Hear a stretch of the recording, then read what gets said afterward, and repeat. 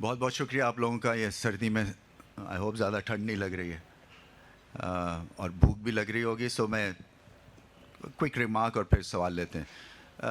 देखिए ये break through ceremony हमेशा से होती है।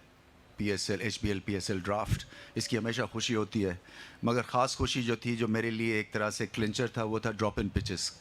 इसलिए कि ये वो एरिया है जो कि शायद स्पॉन्सर्स के हिसाब से ज़्यादा एक्साइटिंग नहीं होता मगर स्ट्रेटेजिक पार्टनरशिप में मैं बिलीव करता हूँ। इसी स्ट्रेटेजिक पार्टनरशिप की वजह से हम मैथ्यू एटन और फिलैंडर को लेके आए थे और हमने एक ऑर्गेनाइजेशन से कहा था कि आप इनको लुक आफ्टर करें, एंड बैंक अल्फला वो काइंड इनफ कि उनका बिल फुट किया था उन्होंने और रियलाइज़ किया था उन्होंने कि ये पाकिस्तान क्रिकेट के लिए बड़ी इंपॉर्टेंट चीज़ है। इसी तरह से आज आरिफ हबीब साहब ने ये रियलाइज़ किया कि पिचेस जो हैं, जो हमारी हार्ट बीट हैं क्रिकेट की, और ये मीडिया को समझना बड़ा ज़रूरी है, इसलिए कि हम हेडलाइंस की तरफ ज़्यादा निगाह डालते हैं, बट जो असल मामला है वो जब तक हमारी क्रिकेट ठीक नहीं होगी, जब तक पिचेस ठीक नहीं होगी। और ये कल मुझे 3 महीने हो जाएंगे इस नौकरी में और मैंने जितने भी मैचेस गद्दाफ़ी स्टेडियम में देखे हैं वो बिल्कुल बेकार पिचेस थी। कुछ उसमें मज़ा नहीं था, गिट्टे से ऊपर गेंद नहीं आता, जो अच्छा बॉलर है वो पता नहीं चलता, बेकार बैट्समैन का भी आइडिया नहीं होता कि वो कितना अच्छा या बुरा है, क्योंकि 100 रन्स आम हो रहे थे। सो ये मेरे लिए बहुत देर से मेरे जहन में था, और अगर आप मेरे यूट्यूब को फॉलो करते रहे हैं तो उसमें जो मेरी प्रायोरिटी लिस्ट में हमेशा था वो था ड्रॉप इन पिचेस। और इंशाल्लाह जो उसमें मैंने बातें की हुई हैं वो मैं इंशाल्लाह पूरी करके आपको दिखाऊंगा, बिकॉज़ ये डूएबल है। सिर्फ ये है कि एतबार होना चाहिए, जो हमसे बिज़नेस कर रहा है, जो स्पॉन्सर है उसको एतमाद होगा तो फिर ही वो आगे बढ़ के आएंगे। और ये 37 करोड़ का जो 2 ड्रॉप इन पिचेस है, कोई आम चीज़ नहीं है, बहुत बड़ा एक चीज़ है, जिसकी वजह से मैं बार बार ये रिपीट करना चाहता हूँ कि आपकी प्लेटफॉर्म से इसकी बहुत इसको सराहें आप और इसकी वैल्यू समझने की भी ज़रूरत है। दूसरा, मैं हमेशा से ये कहता रहा और मेरी फ्रेंचाइज ओनर से कई दफ़ा जूम पे मुलाकात हुई है, बातें भी हुई हैं कि ये जो प्रोडक्ट है ये बहुत स्ट्रॉन्ग है, इसको और ऊपर लेके जाना है। इसलिए कि हम वो विंडो में फंसे हुए हैं जहाँ पे 50 लीग्स एक तरह से हो रही हैं। सो क्या हम पाकिस्तान की HBL PSL को और आगे लेके जा सकते हैं कि सारा फॉरेन टैलेंट पाकिस्तान में आए? सो उसके लिए भी बात हुई है और आगे चल के नेक्स्ट ईयर हम कुछ ना कुछ इसके बारे में बात करेंगे। 2-3 और प्रॉपर्टीज़ हैं जो कि मैं समझता हूँ रिलेटेड है विद PSL के फार्मूला। एक एज क्रिकेट की मैंने बात की थी, अंडर 19 की, वो इंशाल्लाह हम अक्टूबर में उसको लॉन्च करेंगे। विमेंस को भी हम लॉन्च करेंगे उसी मंथ में, या एंड ऑफ 22। तो फर्स्ट क्लास क्रिकेट को और ठीक करेंगे। बात सारी ये है कि पाकिस्तान टीम की हमने हेल्प करनी है, और पाकिस्तान टीम की हेल्प तभी होगी और वर्ल्ड कप ऑस्ट्रेलिया में तभी हम जीतेंगे जब हम रेप्लिकेट कर सकेंगे कंडीशंस को। और उसके लिए भी बड़ा ज़रूरी था कि इस तरह की हम इंजेक्शन जो है ड्रॉप इन पिच का करें। हाइब्रिड पिचेस के ऊपर भी मेरी बात हो रही है। सो हाइब्रिड पिच क्या है कि पूरे इंग्लैंड में इस वक्त काउंटी क्रिकेट में इस्तेमाल हो रही है, उनकी 100 बॉल क्रिकेट में इस्तेमाल हो रही है।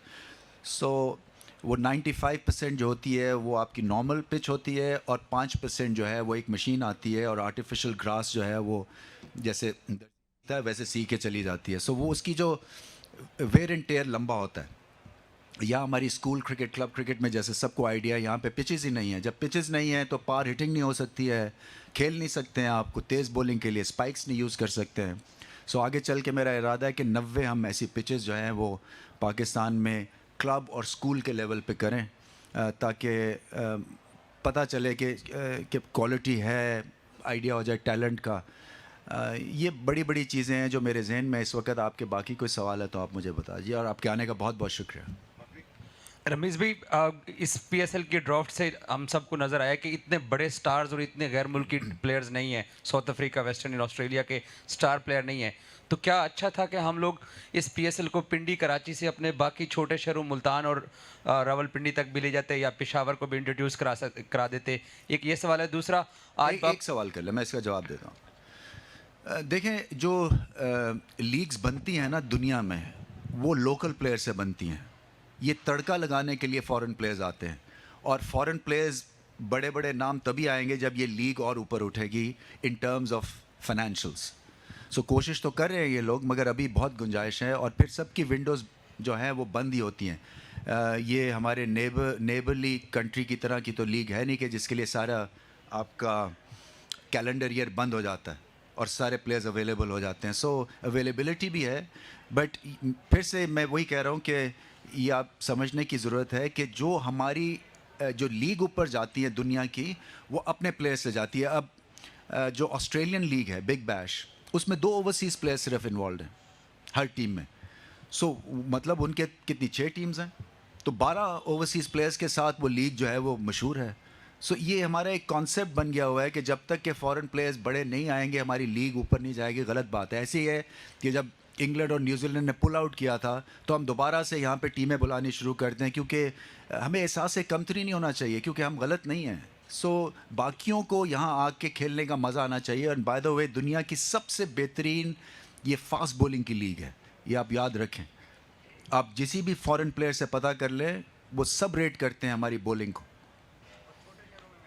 छोटे शहरों में मैचेस का असल में वही बात है कि इतना जल्दी ये हुआ, असल में लेट कर दिया हमने। हर चीज़ जो है ये बहुत पहले से हो जानी चाहिए थी, मेरे पहले से ये सारी चीज़ें सेटअप करके और ऑप्शंस क्रिएट हो जाने चाहिए थे। ये सिक्योरिटी के पॉइंट ऑफ व्यू से ये आसान है बड़े शहरों में लॉन्च करना, बट आगे चल के तो मैं तो चाहूँगा कि हर फ्रेंचाइज के घर में हम खेलें। सो उसके ऊपर भी नेक्स्ट सीज़न में देखेंगे। वो कॉस्ट बढ़ जाती है बट डजेंट मैटर। कप्तान जी, मेरे सवाल का जवाब आपने एज ए चेयरमैन नहीं देना, एज ए क्रिकेट एक्सपर्ट देना है। आज आपने पूरी देखी ड्राफ्टिंग, आपको किन टीमों में दमखम नजर आ रहा है और कौन सी आपकी चॉइस फाइनलिस्ट टीमें होंगी? यार ये तो बड़ा अनफेयर क्वेश्चन है। मैं एक को कर दूं, बाकी 6 मेरे पीछे पड़ जाएंगे। बट ये कि देखिए, लाहौर कलंदर्स की हमेशा अच्छी टीम लगती है, और वो अलग बात है कि रिजल्ट्स वैसे नहीं आते हैं, बट इस दफ़ा फिर स्ट्रॉन्ग दिख रहे हैं वो, एटलीस्ट ऑन पेपर।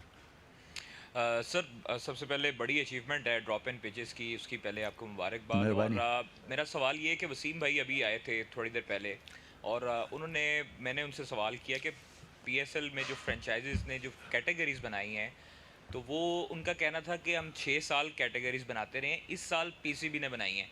तो मैंने उनको कहा कि ये क्या रमीज़ भाई ने बनाई हैं, तो उन्होंने ये कहा था कि पीसीबी रमीज़ राजा और रमीज़ राजा पीसीबी हैं, तो मे भी तो इस पे ज़रा सही बात है, इसमें तो क्या शक है। सर आपने विकेट्स के ऊपर बहुत ज़्यादा एम्फेसाइज किया और उन चीज़ों के ऊपर काम कर रहे हैं जो शायद निगलेक्टेड थी काफ़ी अरसे से। लेकिन एक चीज़ जहाँ पर हम बहुत पीछे जाते जा रहे हैं वो है हमारे स्टेडियम्स। वो चाहे कज़ावी स्टेडियम लाहौर हो या नेशनल स्टेडियम कराची, आउटडेटेड लगते हैं। तो इसके ऊपर फास्ट ट्रैक पे कोई काम करने का प्लान बनाया आप? देखिए जी, ये जो पिछले जो थे यहाँ पे जगह पे, मेरी जगह पे थे, उनको इन चीज़ का रियलाइज़ करना चाहिए था, क्योंकि ये अब शुरू करते हैं तो ये 5 साल की गेम बनती है। सो हम इंफ्रास्ट्रक्चर के हिसाब से करीबन 10-20 साल पीछे हैं, इफ़ नॉट मोर। सो इसको ठीक करेंगे, जो भी हो सकता है कोशिश करेंगे कि कोई जगह मिले जहाँ पे ब्रांड न्यू स्टेडियम हम 2025 चैम्पियंस ट्रॉफी से पहले बना दें। मगर इसकी रिफर्बिशमेंट तो ज़रूर करेंगे इंशाल्लाह, वो आप देखेंगे, क्योंकि स्पॉन्सर्स का मसला रहता है, कैपेसिटी बड़ी कम है, पाकिस्तान टीम इसी तरह से जीतती रहे इंशाल्लाह। तो ये तो गुलबर्ग की जो आपकी लोकेलिटी है, ये नहीं, इसके लिए काफ़ी नहीं होगा। गद्दाफी स्टेडियम 18 या 20 हज़ार की कैपेसिटी है। सो बहुत पीछे हैं हम। रमीज़ भाई, खासकर इस ड्राफ्टिंग की जो कैटेगरीज हैं उनको लेके काफ़ी बहस हो रही है कि पीसीबी ने बनाई हैं, तो क्या उसमें क्या प्रॉब्लम क्या आपको? सीनियर्स प्लेयर जो हैं उस पर खासे खफा नज़र आ रहे हैं। कामरान अकमल ने भी अभी थोड़ी देर पहले अपने यूट्यूब पे विड्रॉ कर लिया पीएसएल के सीज़न से, क्योंकि सिल्वर कैटेगरी में मैं आपको बताऊं जी, हो क्या रहा है। हो ये रहा है कि हमने उन प्लेयर्स की, एक तो 7 साल हो गए हैं इसको, 7 साल में जो पहले साल का सुपरस्टार है वो 7 साल जो है मतलब है आपके रिफ्लेक्सेस स्लो हो जाते हैं। एक तो ये है। दूसरा, हमने देखना है पाकिस्तान को कौन सर्व करेगा, हमारा फ्यूचर जो है वो किन किन प्लेयर्स के हाथ में है, और फिर जो रेगुलरली खेलते हैं उनकी आपको इज़्ज़त करनी है, जिनका फ्यूचर है उनकी इज़्ज़त करनी है। और नया दौर आ रहा है, और आई थिंक ठीक है, मैं समझ सकता हूँ कि गम और गुस्सा होता है कईयों को, but I think practical situation बड़ी सिंपल सी है कि फ्यूचर को सामने रख के ये कैटेगरीज बनी हैं और आई थिंक आपको भी इस चीज़ के ऊपर गौर देना है कि ना सिर्फ just for the sake of headlines जो हैं वो किसी को आप प्रमोट करें। पॉइंट ये कहने का है कि आपको भी पता है कि जो सर्किट से बाहर हो चुके हैं प्लेयर्स, उनका जो है ऊपर खेलना ज़रूरी है, या कि जो हमारे बडिंग सुपरस्टार्स बन रहे हैं जिन्होंने वर्ल्ड कप में या हमारे साथ दिल लगा के खेला है, उनका ड्यू बनता है। रमीज़ भाई, आपने फाइनेंशियल मॉडल को काफ़ी बेहतर किया है। जब भी हम बात करते हैं फ्रेंचाइजीज ओनर से, वो कहते हैं कि हमें मुनाफा ही नहीं हो रहा। एक तो इसमें ये बताएं कितनी सदाकत है, दूसरा ये बताएं कि आपने काफ़ी सनतकारों से कराची में भी मुलाकात की, अभी उसका रिज़ल्ट भी आया ड्रॉप एंड पिच का। क्या इसमें PSL में और पाकिस्तान क्रिकेट में जल्द कितना पैसा आपकी तवक्को है? देखिए, ये आइडियल सिनेरियो तो ये हम ऑक्शन मोड में जाएं, बहुत इम्पॉर्टेंट है। और बात भी की है मैंने PSL के फ्रेंचाइज ओनर से 1-2 जूम कॉल्स के ऊपर, इसलिए कि या हाइब्रिड मॉडल में जाएं या ऑक्शन मॉडल में जाएं। सो ball actually is in the court, और ताकि होगा ये कि फिर हम दोबारा से रीराइट कर सकते हैं कॉन्ट्रैक्ट्स, और जो कमी बेशी रह गई हुई है उसको पूरा कर सकते हैं, क्योंकि ये सारी चीज़ें मेरे से पहले हुई हैं। मुझे फ्रस्ट्रेशन इसलिए है कि देखें, आपका और मेरा इंटरेस्ट साझा है, इवन फ्रेंचाइज ओनर्स का इंटरेस्ट यही है कि पाकिस्तान क्रिकेट ऊपर जाएगी और प्रोडक्ट अच्छा होना चाहिए, और प्रोडक्ट अच्छा होने के लिए आपको मेहनत करनी है और कई ऐसे आपको डिसीजंस लेने हैं जो कि आउट ऑफ द बॉक्स हैं, जो कि सख्त हैं। मगर जब तक कि हमने मार्केट में जाके, आप देखें ना, ऐसे भी प्लेयर्स हैं मार्केट में, आरिफ हबीब साहब जैसे, जो कि इतने पैसे सिर्फ पिचेस पे लगाने को तैयार हैं, क्योंकि वो समझ गए कि हमने जाके जो उनसे बात की कि क्यों इम्पॉर्टेंट है पाकिस्तान के लिए ऐसी पिचेस कि जब ये ऑस्ट्रेलिया जाएं तो फिर ये एलियन फील ना करें, ऐसा ना फील करें कि पता नहीं कहाँ आ गए हैं। सो और जो मैंने GPS रीसेट करने की बात की है, उसका मकसद ये था कि हम ऑस्ट्रेलिया में ऑस्ट्रेलिया को हराएं, ऐसी क्रिकेट टीम बनाएं, ऐसी हम सिचुएशन और ऐसी कंडीशंस बनाएं कि हम वहाँ पे जाके आराम से मार खा के ना आ जाएं। सो अब जब तक मार्केट में आप जाएंगे नहीं, आपको आइडिया नहीं होगा इस मार्केट की स्ट्रेंथ क्या है, और वो स्ट्रेंथ आपको तभी पता चलेगी जब इसका मॉडल बदला जाएगा। सर, बहुत सीरियस बात हो रही है। मैं आपसे पूछना चाहूँगा कि आपका स्पीकिंग स्टाइल, एक्सेंट लेवल माशाल्लाह बहुत अच्छा है, तो क्या PSL के 7वें एडिशन में आप कमेंट्री करेंगे? क्योंकि कमेंट्री का बहुत रोल होता है और आपकी कमेंट्री की वजह से PSL ज़्यादा देखा जाता है। मुझे ये सर्वे करवाना है, लोग मुझे एज अ चेयरमैन देखना चाहते हैं, एज अ कमेंटेटर। ये अभी पता नहीं क्या है इस वक्त सिचुएशन, क्योंकि खैर अभी जीत रहे हैं तो इसलिए थोड़ा सा शायद मुझे चाह रहे हैं चेयरमैन, जैसे हारेंगे तो फिर वो कहेंगे कि वापस इसको कमेंट्री में भिजवाओ। हाँ, क्योंकि ये हमारा ऐसा ही होता है। रमीज़ साहब, पहले तो ये है कि ये 7वां PSL जा रहा है और माशाल्लाह कामयाब भी है। क्वेश्चन मेरा आपसे ये है कि जब ये स्टार्ट किया था सेठी साहब ने, तो इसका फॉर्मेट ये था कि PCB अलहदा होगा, ये अलहदा होगा। तो ये ज़रा बताइएगा कि चूँकि देखें ना कि आपका जो वर्क है एसोसिएशन से वर्क नहीं कर रही हैं, PSL में जो फ्रेंचाइज है वो वर्क कर रहे हैं, एसोसिएशनों ने 15 साल में खिलाड़ी पैदा नहीं किए, जो फ्रेंचाइज ने पैदा कर दिए हैं। तो क्या आप नहीं समझते कि आप जिसके बोर्ड के सरबराह हैं, पाकिस्तान क्रिकेट बोर्ड के सरबराह हैं, आपके अंडर में एसोसिएशन भी आती हैं, तो कोई ऐसा क्या फार्मेट आप के जहन में है? एक तो ये बताइए कि अलहदा करेंगे इसको, PSL अलहदा होगी, आप अलहदा होंगे, एसोसिएशन पे ऐसी कदगन लगाएंगे, ऐसी कोशिश करेंगे कि वहाँ सिफारशी लड़के भर्ती ना हो, पैसे लेके खिलाड़ी भर्ती ना हो। हाँ साहब, कल मुझे 3 महीने होंगे सिर्फ अभी। थोड़ा सा मुझे भी वक्त लगेगा, थोड़ा सा टाइम दीजिए, इंशाल्लाह सब चीज़ें ठीक होंगी। और आइडिया तो यही है कि PSL का एक अलग डिपार्टमेंट हो, इसका एक अलग हेड हो, ताकि आप पूरी कंसंट्रेशन के साथ इसको देख सकें। रमीज़ भाई, आपने पहले बात की है कि यहाँ 3 माह हो गया मुझे, लेकिन आपने पिचेस पे बहुत ज़्यादा जोर दिए। आपने 3 माह में ये जज किया कि पाकिस्तान की क्रिकेट का जो मेन मसला है अभी इनिशियली जो आपको पता लगे कि वो पिचेस का है, कि इसके अलावा और कौन से हैं? और दूसरा, पाकिस्तान सुपर लीग की 6 टीमें हैं, इनको 8 से मतलब 6 से 8 या 7 कब होंगी? देखें, 3 पिलर्स के ऊपर मेरी चेयरमैनशिप बेस्ड है, जो मैंने जिसकी परफॉर्मेंस के ऊपर जो है वो क्रिकेट की परफॉर्मेंस बेस करेगी। एक है कमर्शियल एक्सीलेंस, एक है क्रिकेट एक्सीलेंस, और एक है ऑर्गेनाइजेशनल एक्सीलेंस। जो हम वहाँ करते हैं ऑफिस में बैठ के उसका एक रिफ्लेक्शन मिलता है आपको आगे चल के कि कमर्शियल में कौन से नए खिलाड़ी लेके आए हैं मार्केट से, और फिर कमर्शियल स्ट्रांग होगा तो वो पाकिस्तान टीम का फ़ायदा होता है. सो बड़ा सिंपल सा ये है कि अभी पिचेस जो हैं वो क्रिकेट के पॉइंट ऑफ व्यू से रोड टू एक्सीलेंस का आप एक माइलस्टोन समझ लें. उसके बाद ऑर्गेनाइजेशनल एक्सीलेंस है.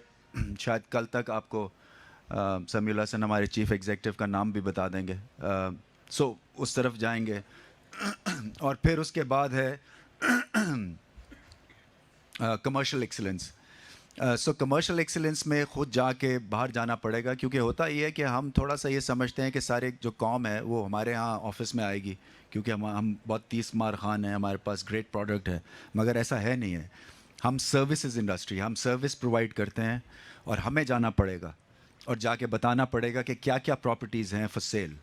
सो उसमें ये 3 चीज़ों के ऊपर है. सो जो पिचेस की आप बात करें वो इसलिए मैं कह रहा हूँ क्योंकि मैं क्रिकेट खेला हूँ, तो मुझे आइडिया है कि अगर पिच अच्छी नहीं होगी तो परफॉर्मेंस और आपका जो टैलेंट है वो सामने अच्छा नहीं आएगा. और 7वीं टीम देखें, वही बात है कि पहले 6 में और एनर्जी अभी आनी है. बहुत आसान है 7-8 टीमें करने का, बट मैं समझता हूँ कि अभी हमारा उस तरह का टैलेंट डेवलप नहीं है. ये इमर्जिंग प्लेयर्स की मुझे लगता है कि कैटेगरी हमें और बढ़ानी चाहिए, इसलिए कि वही हमारा फ्यूचर है.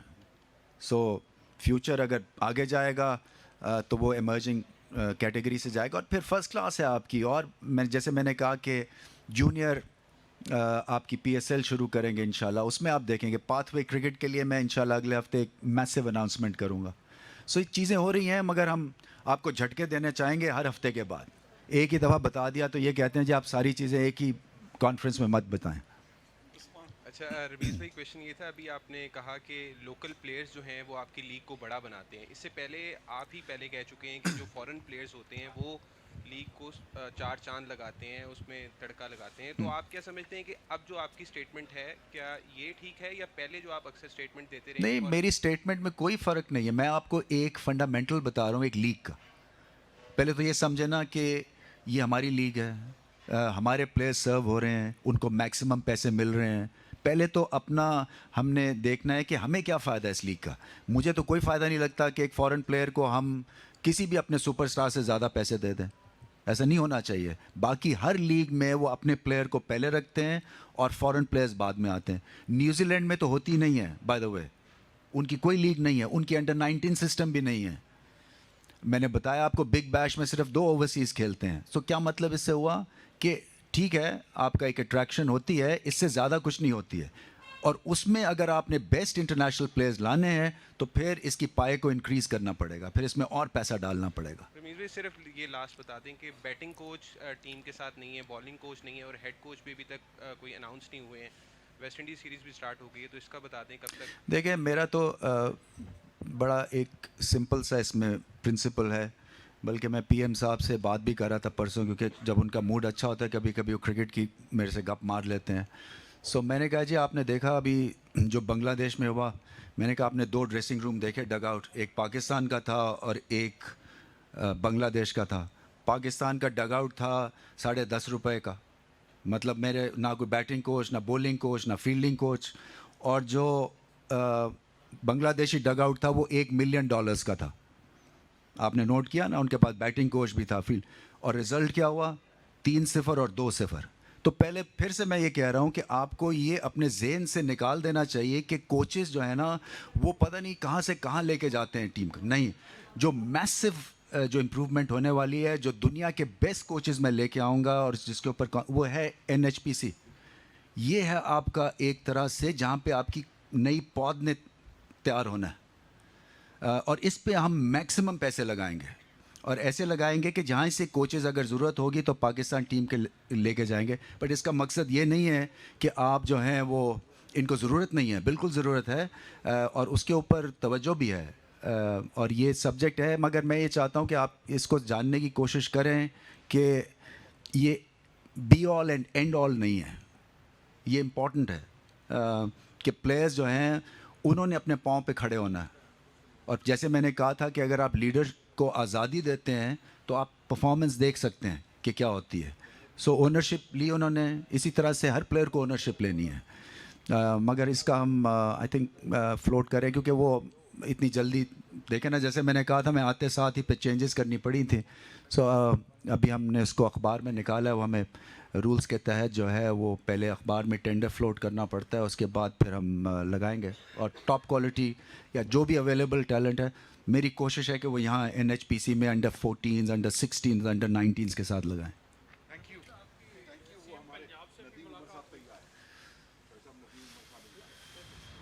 Thank you.